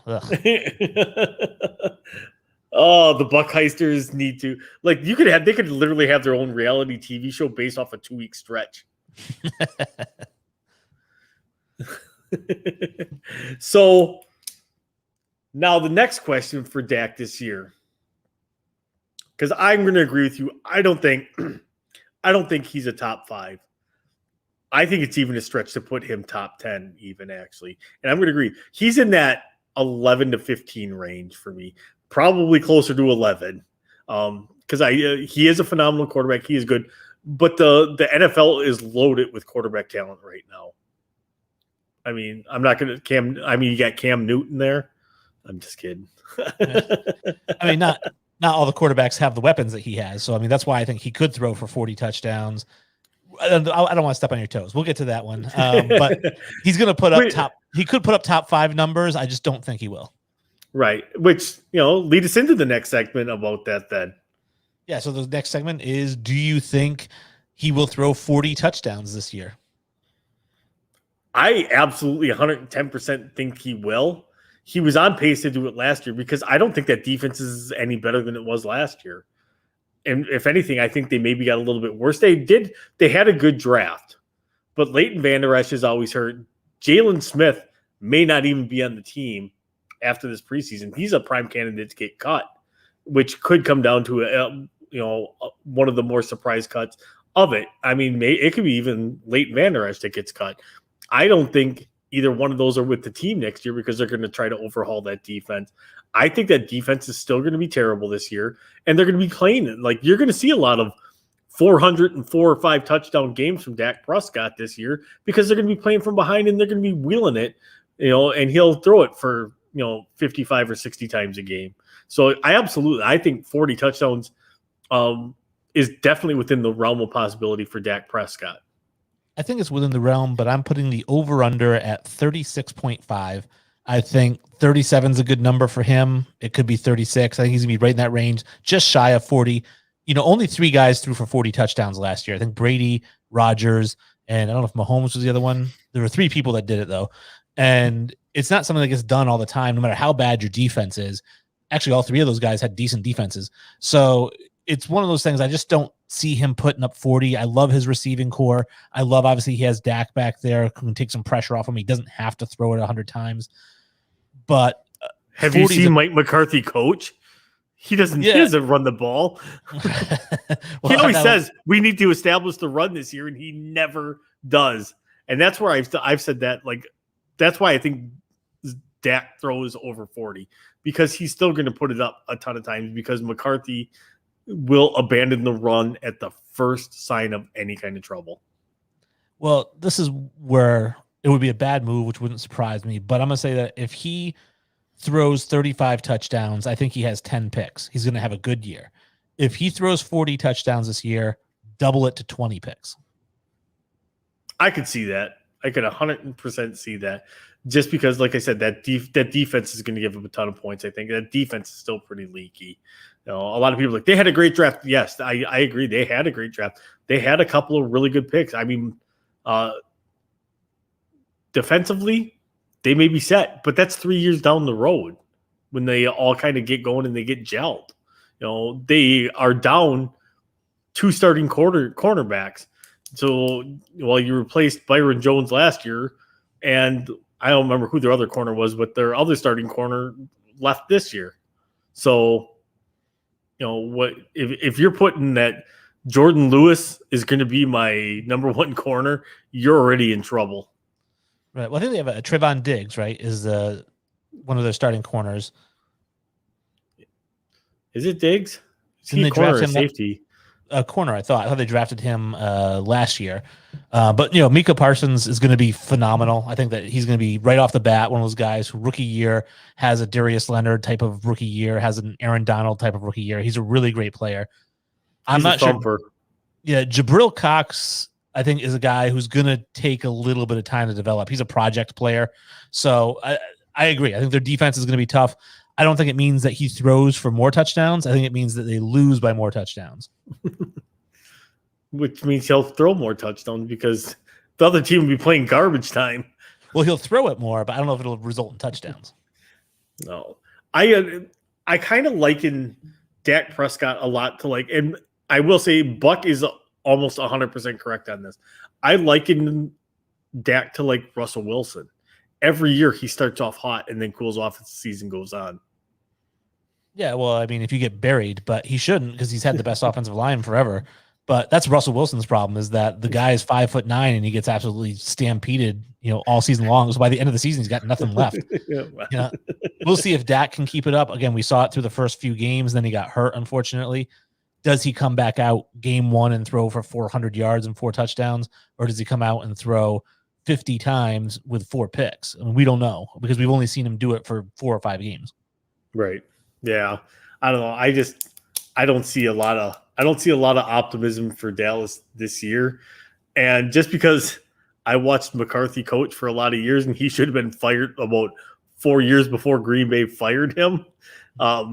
He's literally running the exact same offense with the exact same plays that he was in Green Bay, because in Green Bay, he was going 4 or 5 deep receiver. Like at that point, like James Jones was like our number 4 receiver. It would have been the number 1 or number 2 on most teams in the NFL.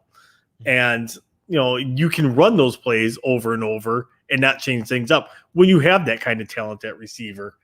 He almost has that with the Cowboys, but at that point, everybody's seen that show before, and they've kind of caught on to it. Yeah, I mean, you can say that, but it's like Jerry Rice, right? Like Jerry Rice is a guy who runs a 4.7 40, and you know what routes he's going to run, but he can still run them on you, and he can still get open, and he can still catch the ball. So if you've got guys like Amari Cooper, who's got great hands, CeeDee Lamb is, I think, the best receiver out of the 3 of them, and then Michael Gallup, who's just a burner down the sideline.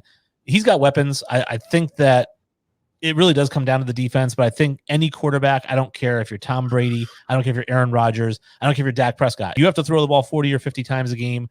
That's going to result in lots of interceptions, no matter how good you are. I agree. That's just law of averages at that point. Yeah. All right. With that, we are going to take one of our last breaks of the night. We have one more after that. So after the break, we can kind of talk about whatever we would like. What do you want to do after the break? I want to talk some NBA draft. I do like the NBA draft. I like that because it's something we don't touch on a lot here, because I think I'm the only one that knows about the NBA, because Wyatt proved against you he doesn't know much about the NBA. He knows that Wilt Chamberlain smoked cigarettes, apparently. Right. All right. We will be back in 2 minutes. What is your name? What? What is your name? Buck. Where did you get that shirt?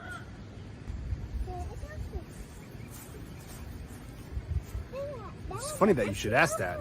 Head over to manhourradio.com. You can pick up the shirt up. $15.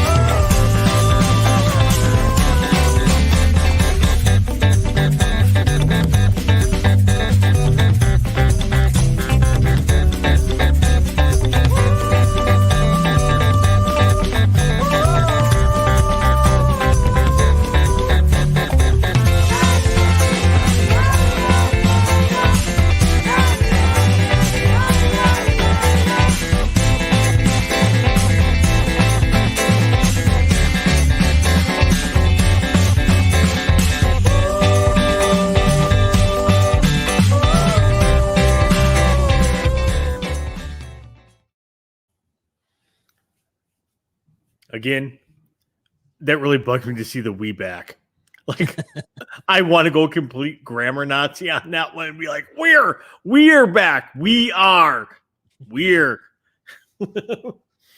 It's one of those things that I get OCD about, because, well, obviously in my life I've done a lot of resumes, and that's what I kind of did for a living for a long time. And so like I'm a perfectionist when it comes to that stuff. Oh, for me, the nails on the chalkboard are when somebody says, I could care less. Right? Like, that drives me nuts, particularly when it's a professional sports person on TV. They're like, I could care less what's going on with this team. So how much less? Yeah, right. It's like the what's the other saying? Irregardless. Like that bugged me. So irregardless, no, it's just regardless. Yep. Just regardless. And like I've there's taken, just certain things that drive you nuts with that stuff. I've taken a full-on assault on the prefix pre. I really have. I hate using it, and I kick myself whenever I do. But like preheat the oven. I think George Carlin, he said the oven only has two states: heated and not heated. Because you can't preheat it. What's that mean? To heat it before you heat it? So, and I've always said that's true. So it's like you're putting something in there. It's heated. It's not preheated. You've heated it pre-putting something in, but you haven't preheated it. You don't pre-board planes. So I'm very big on that. And every once in a while, I catch myself saying it. It's not very often because I've conditioned myself, but I do correct people all the time. I'll say you can't. It's not doesn't work with that. Yeah, now way to go. Way to give me another thing to look at. Because now I'm going to be like, no, don't do that. Like, oh, these are pre-filled cupcakes. No, they're filled cupcakes. So what's a preteen? Just a kid? See, I think that one's a little bit different because it's before teen, which makes sense. So pre means before. So when you say preheated, that means before heated, not, before you put something in. See, you folks came in here expecting sports. You got an English lesson tonight, too. We're all about educating our crowds here. That's right. Don't say could care less. Don't say irregardless. Don't say preheat. So, speaking of preheat, though, a lot of heat coming up. Thursday night, NBA draft. Rumors starting to swirl about that number one pick. Well, they are, and the reason being is that there isn't a surefire number one pick. Everyone keeps saying it's Cade Cunningham. I really think that's the Pistons saying it's Cade Cunningham. It's just like what the Boston Celtics did a few years ago, right? When they said Markelle Fultz is our guy at number one. We're taking Markelle Fultz number one. Then they traded down to 3, and they got Jason Tatum, who was the guy that they wanted at number one. But they knew they could trade back and get him if they blew up Fultz enough. I think the same thing's happening here with Cunningham. You look at the Pistons, they already have Jeremy Grant. He's the same size. He plays the same exact way. It's a clone. It's redundant. It doesn't make sense for the Pistons to take Cade Cunningham. So I think they're trying to boost his draft stock so they can trade back. Houston's dying to get up to number one to take Cunningham. So then, they can get the number 2 pick from Houston and probably, 23 and 24 as well. Do you think that's enough to move up? Because obviously, there's no pieces left to trade in Houston player-wise. So they pretty much are going to have to do it with the draft picks, and they would have to do it this year because I believe their first-round pick next year is already gone. Right, so they would have to do it this year, and I think it's enough because you're only moving up one spot, especially since Detroit doesn't really want the guy at 1 that they're saying is going to go 1.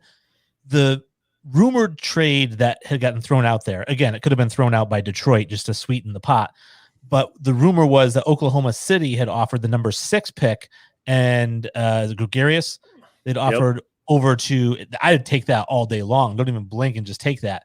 The fact that it's not taken is why I don't think it's a real offer. Right. I would agree with that because you have one of the best guards or up and coming guards in the NBA. And you're going to get the number 6 and you're probably still going to get a pretty good player at number 6. Yeah. If somebody walked up and said, this is what I'm offering you, you pulled the trigger on that yesterday. So that I will agree with you there that that's not I don't think that's a viable offer. I don't, the other part that they were talking about too is like with the Rockets, like they have to offer 3 picks because, like they said, the cupboards are bare there. Who are you going to offer? Christian Wood, who they let walk away as a free agent? Right. Eric Gordon, who's got a huge contract and doesn't produce. Right.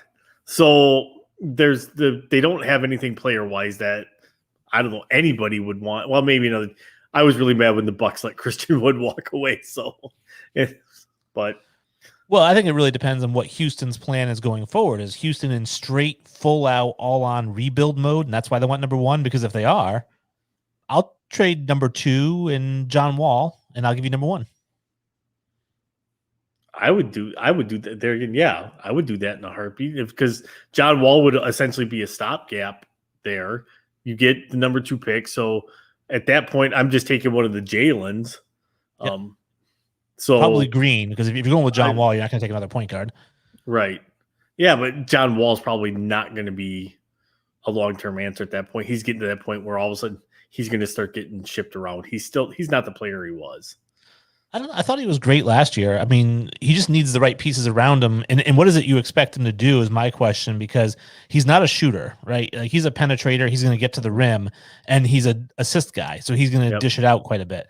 I think if a team is looking for him to come in and be Derrick Rose in his prime and score 27 points per game, you've got the wrong guy. But if you want a point guard who's going to give you 18 and 9 every night, he's your guy. And he's only like 27, 28 years old. Right. He's a facilitator. And there again, we forget that, he's getting to that point that he is only 27, but he's been in the league since he was 19. So, right.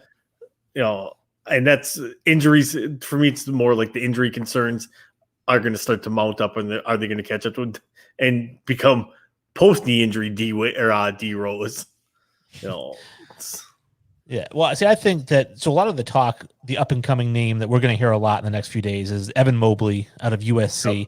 7 feet tall. I've heard, he offensively plays like Bosch, defensively plays like Anthony Davis. Let's cool it on the hyperbole. All right. I mean, the reality is, if he was that good, he wouldn't have averaged only 18 points or 16 points per game at USC. He would have averaged 30, so he's not. And the fact that Anthony Davis was a number 1 overall pick and Bosch was like number 3. Yep. Yeah. Bosch was 4 because Carmelo was 3. Darko was 2. Yep. Yeah, like Darko. He would be the number 1. They'd be talking to him as the number 1 overall pick if that were the case. And who knows, maybe they are. I know that he's turned down Houston. I think him and maybe Suggs have said they won't go to Houston and try out with Houston. I don't know what the reasoning is behind that, or even if that's true. But if it is, maybe he has his eyes set somewhere else, or maybe he wants to go number 1 to Detroit. I don't know. But yeah, Anthony Davis played 1 year at Kentucky. He was the National Player of the Year his freshman year. You know who was not the National Player of the Year? Evan Mobley. So I don't want to hear comparisons to Anthony Davis. And if you've ever heard us talk before, like when they talk player comps, I hate that. I hate player comps because they're not them.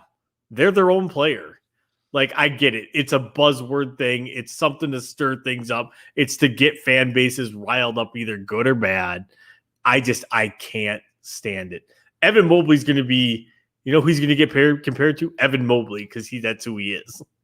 Well, who I compared him to, and this could be good or bad depending on how you think this player is Marvin Bagley. So Marvin Bagley is a guy who graduated high school early, so he could go to Duke a year early, and was projected to be the number 1 overall pick. I think he ended up going 3, and just hasn't done anything in Sacramento. Now he's rumored to be traded somewhere, but Evan Mobley, that's who he is right now. Now, could his ceiling be Chris Bosh or Anthony Davis? Sure. But right now I'm looking, the best comp is probably a Marvin Bagley coming out of Duke is who I would compare him to the most. When it comes to ceilings, Jalen Green, he reminds me of Tracy McGrady. Like, he is just absolute buckets. Like, he scores in bunches. Don't expect him to play any defense, but if you need lots of points, he's your guy. I don't know. The Bucks tried that with Jabari Parker, and all they got was, almost 20 points a game and two torn ACLs. Right.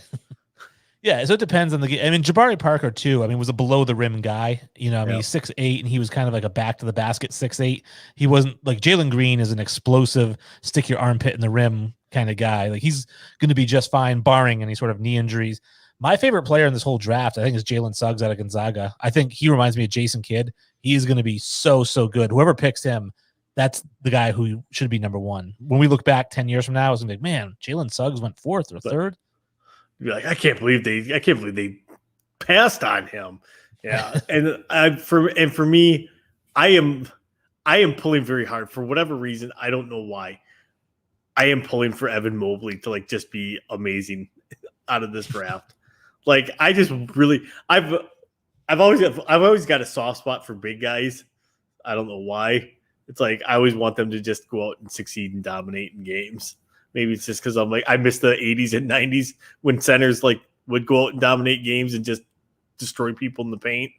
Well, yeah, because it used to be when you were 7 feet tall, you got brought up with your back to the basket, spin move, 2-hand dunk, hang on the rim, lots of rebounds. Now your 7-footers are running point for their high school teams, for their AAU teams, for their college teams. So they don't have that inside game. And that's why I tell people that if you can blend the two, because I don't know how many times I hear Evan Mobley, like, oh, he's 7 feet tall, but he can spread the floor.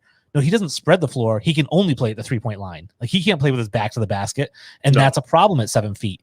That's what makes Joel Embiid so good, is that he can play with his back to the basket and he can step out and hit the 3-pointer.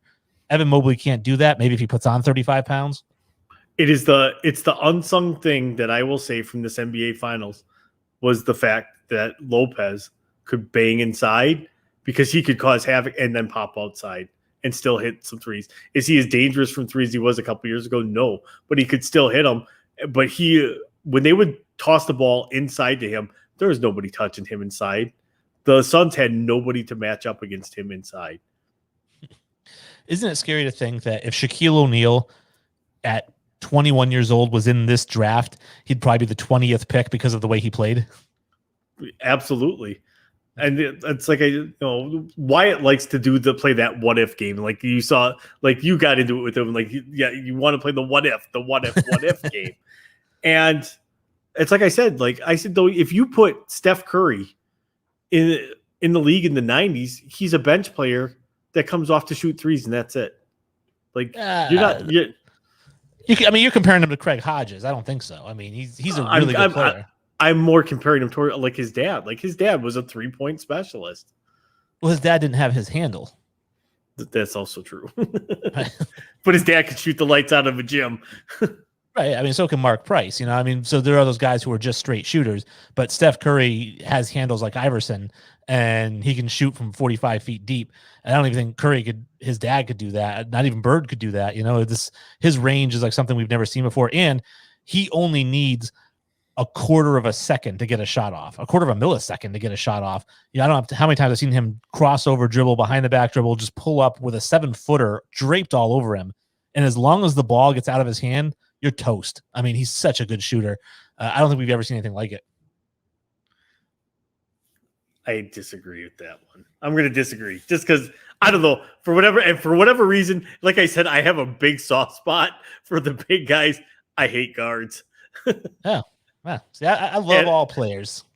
And I can't stand Curry. For whatever reason, I can't stand Steph Curry. As nice of a guy as he is, I'll admit it, I watch Holy Moly, and that's his show. And don't ever tell anybody else I said that. So, but I don't like him as a player for whatever reason. I just don't. Maybe, I don't know. Maybe I think I'm just kind of jaded. Like, once Kevin Durant went there, prior to that, when it was oh, we built this team, and then all of a sudden Durant's I'm going to go there, and Boogie Cousins yeah, I'll play for $1.5 million. Well, or it could be one of those things too, where you're just with soccer, right? Once everybody starts to like soccer, there's a bunch of soccer people who won't like it anymore because now everybody likes it. Well, There was a time when Steph Curry, not everyone liked him. Coming out of Davidson, it was he was a nice story. Everybody liked him coming out of Davidson. But once he started winning NBA championships, now you got to make a choice. Do I continue to like him like everybody else was jumping on the bandwagon, or do I bail? And that may be where it started, my dislike for him, because Davidson beat the Badgers in the NCAA tournament. See, I just don't like this guy. So I'm thinking that's where it may. We're getting deep here. I'd Wayne, you didn't know you're going to be my therapist. We're getting to the root of my anger. Because now you say, I'm wait a minute, we lost to Davidson. No wonder I don't like that guy. And he did. He played lights out that game. I can't even knock him on that. Yeah, he's a phenomenal player. I mean, I can't think of any reason not to like him. He doesn't have the wrong attitude. I know he's shimmies a little bit. I guess he's kind of gotten a little bit more douchey, kind of like LeBron towards the end. But even then, I think he's still a nicer guy than LeBron. And I don't know. I can't think of a reason to dislike him. I don't even dislike KD for joining the Warriors. It doesn't bother me. So if Steph abandons the Warriors and goes and joins the Lakers just to join LeBron, what would you think of him then?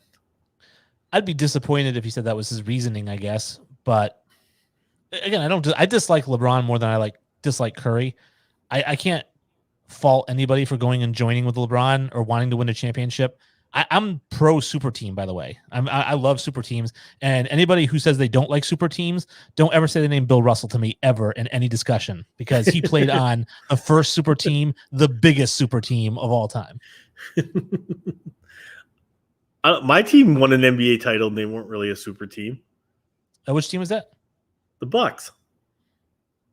Yeah, they're fringe. They're fringe, right? Because they had 3 All-Stars. So I mean, they're kind of a fringe super team. They're not 3 Hall of Famers, but 3 All-Stars. We got 2 All-Stars and 1 maybe potentially a Hall of Famer if he plays long enough. Oh, he'll absolutely. Yeah, if he plays long enough, he's absolutely gonna be a Hall of Famer. He's phenomenal. He is an absolute beast. But we do got to get this. We got a little bit of Olympic news. Good thing we got reporter Drew on the sidelines. So congrats to Army First Lieutenant Amber English on winning gold and breaking the world record in skeet shooting at the Olympics. I didn't even know skeet shooting was an Olympic event. I knew that. Not skeet shooting, but what's the one where they shoot and they ski? The biathlon? Yeah, the biathlon one, yeah. Yeah. Which I always thought Jerry Seinfeld made fun of that, right? He's like, I got it. Let's combine shooting and skiing. That seems safe. That's right. We'll put the targets on the downhill slope. So we'll address this one too a little bit here. What do you think about this trade? I think this is just setting a bunch of different things into motion with all this, but well, it's funny that you call it the big trade. I mean, it's Steven Adams and Voluncius or whatever. Yeah, Eric Bledsoe. Yeah, I mean, a big trade would be getting some decent players in there for Zion to play with. I love Zion. He's a future superstar, and I mean, he's a superstar with the New York Knicks. I don't think so. I can see him being a Pelican for life. I mean, I really do. Well, nobody nowadays is for life, but he's a guy that I really like. He's a guy that doesn't complain to the refs. I don't know how many times I've watched Zion, not a single peep to the refs ever. And I love that. And that's my one knock on Luka. I love watching Luka, and he's having fun out there, and he's smiling, and he's giggling with his teammates, and I love that.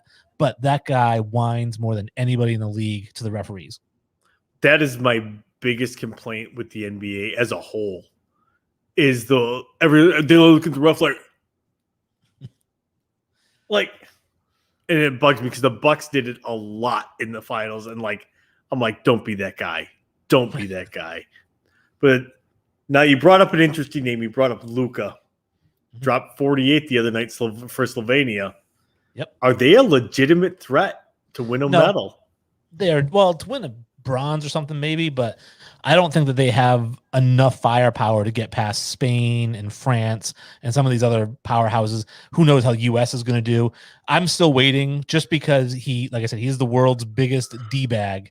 I am waiting for LeBron to take the private plane over to Tokyo and being like, I'm here to save the day with his USA jersey, and try to win the gold.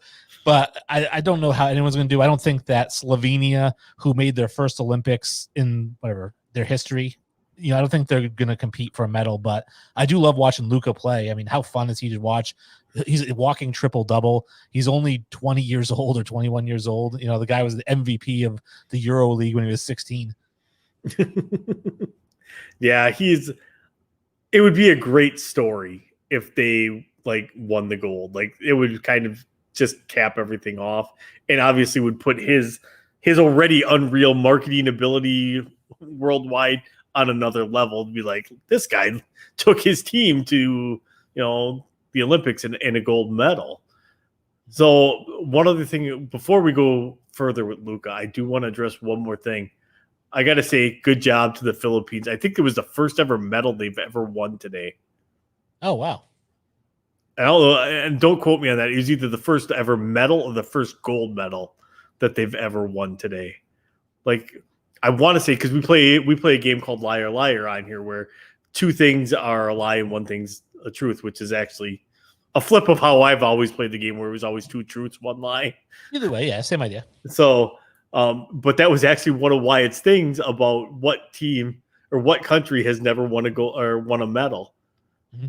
And the truth one was the Philippines one. So wow. It was actually, I'm like, a country really never, but I don't get how the Olympics actually works anymore, apparently, because I thought you had to be a country to be in the Olympics. Right. Because Hong Kong has a team. Oh. I was looking at the medal count and it said Hong Kong, and I'm like, I'm pretty sure that's a city. Right. Yeah. I mean, unless they I don't know. Did they whatever. become a sovereign nation? Maybe. I don't know. There's a whole lot of stuff going on there. I don't really pay attention to the news. So So I thought that was kind of funny. But so now back to the basketball thing. Who's the team to beat in this tournament, though, for basketball in the Olympics? it's always the United States. I mean, it is because they have 12 NBA players on their team, which is more than any other country has. So they're always going to be the team to beat. And it looks like they're actually going to get beat. So they'll live up to that, I guess, this year. But if I was to say, other than them, Spain is always really good. Gasol, I don't know if Rubio's playing this year. They've got, I think Rudy Fernandez always plays in Spain. That's the reason these countries are so good too, is they have the same roster every single Olympics. Yep. Whereas the USA, it's a different roster every Olympics. That's still no excuse for how they're playing. By the way, I blame Greg Popovich 100%. He's the reason. He should not be coaching this team. This would not be happening under Coach K's watch. And I think that they should have picked Brad Stevens to coach this team and not Coach Popovich. I like Popovich's philosophies on a lot of things, but I just think that he was, as a coach, he rode the coattails of a lot of players. I don't think he's that great of a coach. I think he's a great coach, but he's been doing it for over 20 years in the NBA. He's kind of grown. He's not Bill Belichick. He's not timeless. He has timed out. And so looking at this Team USA roster and all the young guys that they have on there, Brad Stevens should have been the head coach. If he didn't want to do it, I would have gone with Eric Spoelstra. But I think Popovich was the wrong hire. And having Steve Kerr as your assistant makes it that much worse because Kerr isn't even a great X's and O's guy. He's a personality manager, which is all that Popovich has become in the later years of his career. Well, yeah, I would have liked, and I will agree. I wish Coach K would have did it just kind of like for one final hurrah because this is last year at Duke. As much as I hate Duke, I will never say one good thing about Duke ever, but I respect Coach K immensely. Yeah, Coach K is the man. Yeah. I mean, there again, I grew up, obviously my Wisconsin Badgers weren't that great in the 80s at basketball. I had to wait till the 90s for them to kind of really get going. But I was always, growing up, I was a big University of Kentucky fan because those were the games I got to see. So, like, back to, like, even, like, when Sean Kemp was getting recruited by Kentucky and then he got kicked off campus for shoplifting, like, after being there for, like, a week. And, but, you know, obviously then the shot that breaks my heart is the whole Christian Laettner thing, which sealed my forever hate against Duke. Well, you should have guarded the inbound pass. God, I hate that play. Coach K, I think, is one of the greatest coaches of all time, NBA or pro. I mean, I think he could coach at any level. It still actually hurts my heart to say this because it'll never get old. It's always going to be an open cut for me. But I did believe in my heart that when Coach K retired, the next Blue Devils coach was going to be Kobe Bryant.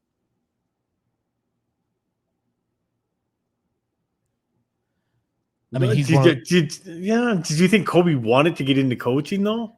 He said he didn't, but I think he meant he didn't want to get into NBA coaching because he had like been a coach a couple of times as like a fan favorite thing or whatever. He coached, but he had an incredibly high basketball IQ. He might be the smartest player that we've ever seen. I mean, he just could see every single angle of the floor. And that's why I used to love the Kobe Bryant, the highlight. They still do it, or the spotlight on a player. And Kobe would break down what that guy's doing, what the defense is doing, what the next play is going to be. He was so good at it. And I think that college coaching would have been perfect for him because he wouldn't have the NBA egos to deal with. He could just use his basketball IQ to coach kids and coach them up, teach them the right way to play the game. And I really did believe that he was going to be Coach K's successor. And so, I mean, we'll never know now for sure, unfortunately, but that's what I really thought was going to happen. I mean, yeah, it makes sense because he was so, and there again, his mentality would fit well in the college game.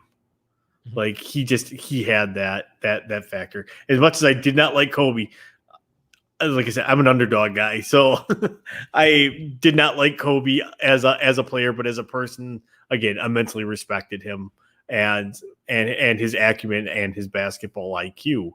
But yeah, that would have been that's a really sad what if. Yep. Why do you look? You made me feel things tonight, and I don't like that. Hit you right in the fields at the end of the show. All right. With that, for my friends, we are done for the night. We are going to be back tomorrow. Same bat time, same bat channel. You are stuck with Wayne and I again tomorrow, and we will see you guys all, and have a great night. Man Hour Nation, rise up.